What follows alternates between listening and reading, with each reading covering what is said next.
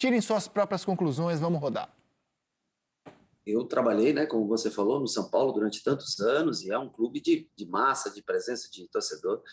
Mas aqui, assim, é uma atmosfera diferente. Você vê que ser Flamengo... Primeiro que eu não tenho um conhecimento muito grande do Rio de Janeiro, ou tinha menos ainda antes de vir morar aqui, né? Mas você vê que isso é uma razão de vida, né? Principalmente essa parte da cidade, onde existe uma pobreza maior, onde existe... A única vitória que muita gente tem aqui é a vitória do Flamengo.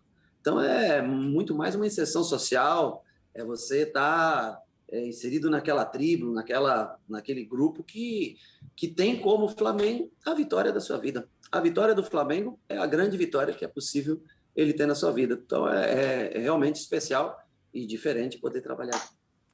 Hoje, o nosso colega André Kfouri escreveu um belo texto sobre essa entrevista no Jornal o Globo, entendendo que ser Flamengo no Rio de Janeiro é muito mais representativo sobre a cidade do que ser São Paulo em São Paulo. E que isso não é um demérito nenhum à equipe que o Rogério Ceni defendeu, amou, venceu. E eu concordei muito com o artigo dele. Como o André Kfouri, eu também não vejo nenhum tipo de diminuição do amor do Rogério pelo São Paulo nessa entrevista, nas falas dele. Mas não cabe a mim julgar o sentimento. Tem muito torcedor do São Paulo, vejo isso pelas redes sociais, achando que a entrevista não foi legal, que é meio que assim, depreciativo. Eu não vejo assim, apenas estou constatando. Exagero. Claro. Exagero. Vamos falar Claro. um português, claro. Exagero. O que ele tem que falar mal agora do Flamengo, estando no Flamengo? Tem que ser Eu profissional. concordo, mas não cabe a mim julgar o sentimento dos Ele outros. não falou mal do São Paulo. Ele tentou falar aquilo que ele está tentando ver aqui e ainda não conhecendo o Rio de Janeiro, porque ele disse que não foi na praia, por exemplo. Ele não andou muito nesse tipo de pandemia, com tantos jogos e isso, inclusive morando lá, não sei se ainda mora no CT, né? Não conhece Rio de Janeiro nem um pouco, mas tudo bem. Deu para sentir, deu para ver pouco ainda sem torcida, sem arquibancada, sem ambiente, aquele que já pode ser muito parecido, e falou uma coisa que é totalmente normal. Agora, não menosprezou, não comparou, não falou que esse clube mais, que paixão é maior que torcedor, não teve nada. Agora, exagero demais de qualquer torcedor, nesse caso do São Paulo, de entender de que acabou o amor, acabou o ídolo. Não acabou. Ele vai ser ídolo do São Paulo a vida toda. Ele tenta fazer uma análise um pouco mais sociológica aí da relação torcedor do Flamengo com regiões da cidade do Rio, com o clube, e não vi também nenhum menosprezo. Eu li o texto do André Kfouri no Globo, exatamente, ele não fez nada, ele fez uma avaliação do que ele está sentindo em 3, 4 meses, qual é a relação do Flamengo, e ele viveu no São Paulo 20 anos e entregou para o São Paulo tudo que ele pôde entregar. Se transformou no líder do São Paulo. Não vi nenhum desrespeito. É aquele por que ele vai falar? Eu vou lá para perder o jogo, eu adoro o São Paulo. E nem falou em jogo, porque isso aí foi gravado muito antes da situação do campeonato, né? Não foi gravado depois do Flamengo ganhar o jogo do Internacional. Foi gravado antes. Era uma comparação entre a vida dele no São Paulo e que é uma vida diferente de um garoto que chega sonhando ser atleta, vira atleta. Porque, assim, é o que você falou, Rizek, vai julgando o sentimento das pessoas. Cada um tem o sentimento que brota lá dentro. Agora, o São Paulo, de alguma maneira, se divorciou do Rogério quando demitiu o técnico Rogério Ceni 3 meses depois de tê-lo contratado? Ótima pergunta. Ótima pergunta. Você pode fazer essa inversão? Ótima pergunta. E assim, isso para é mim... clube, isso é instituição, aí vocês estão falando do torcedor. Não, sim, mas assim, o Rogério, para mim, a minha visão... Primeiro eu quero ler um trecho do texto...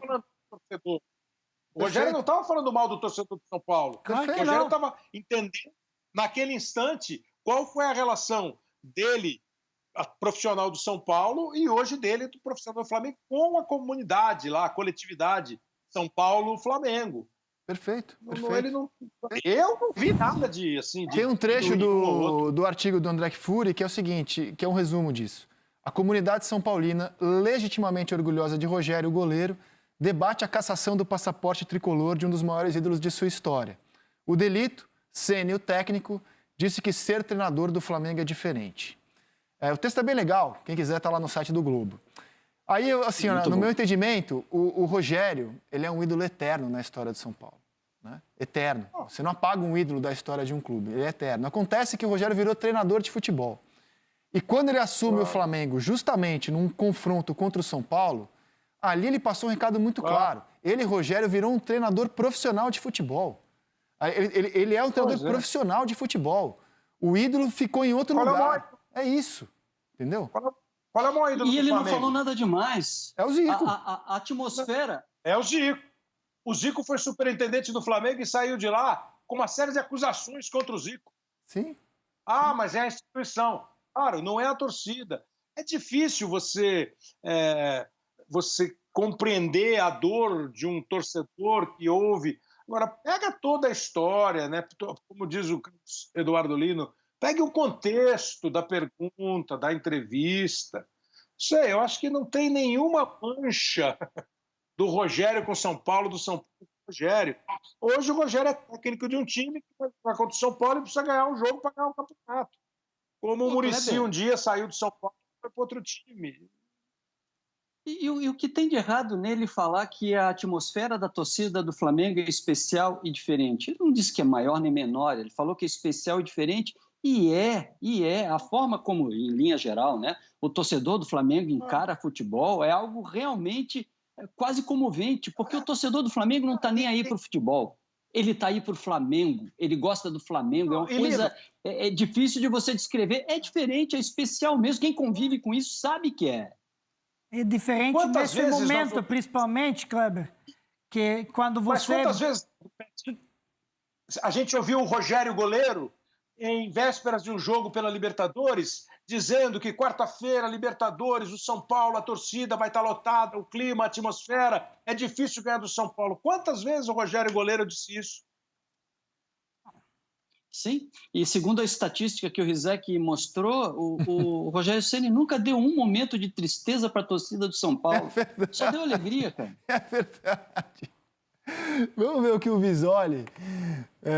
O Visoli foi campeão paulista pelo São Paulo 2 vezes, está muito longe de ser um ídolo na história tricolor. Vamos ver o que o Visoli falou depois do jogo de ontem, visando a partida de quinta-feira contra o Flamengo no Morumbi.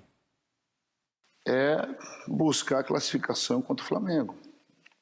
A gente pode estar entre os 4 finalistas de uma classificação para a Libertadores. Então isso vai dar ânimo, isso vai dar um respiro maior. Então passa a ser um desafio, um outro desafio para esse grupo. Ok, meus amigos, e a gente tem feito uma classificação de aproveitamento por técnicos no Campeonato Brasileiro. Com a vitória desse fim de semana, o Rogério Ceni dirigindo o Flamengo, né, com a bandeira do Flamengo, é nesse momento o treinador de melhor aproveitamento, ou o trabalho de melhor aproveitamento no Campeonato Brasileiro, 70,5% em 17 jogos. Seguido pelo Abel, eles estavam idênticos até o jogo de domingo. A vitória do Flamengo fez o Rogério dar esse salto. O Kudê é o terceiro colocado, com 60% em 20 jogos. O tão criticado, avacalhado, escorraçado Fernando Diniz é o quarto melhor aproveitamento do campeonato, 58,6%. Aliás, é a posição do São Paulo. O Sampaoli tem o quinto melhor aproveitamento, 58,5%. Domenech Torren é o sexto melhor aproveitamento. O Marcão, com 13 jogos, já tem o sétimo melhor aproveitamento do Campeonato Brasileiro. Desses aí é disparado o melhor custo-benefício. Aí vem o Odair Hellmann, o Paulo Autuori, o Renato, o Mancini, o Abel Ferreira e o Maurício Barbieri, os 13 treinadores de melhor aproveitamento no Campeonato Brasileiro. Petkovic, algo a comentar ou vai dizer como Lino que essa é uma estatística que não serve para nada? Para mim não serve para nada.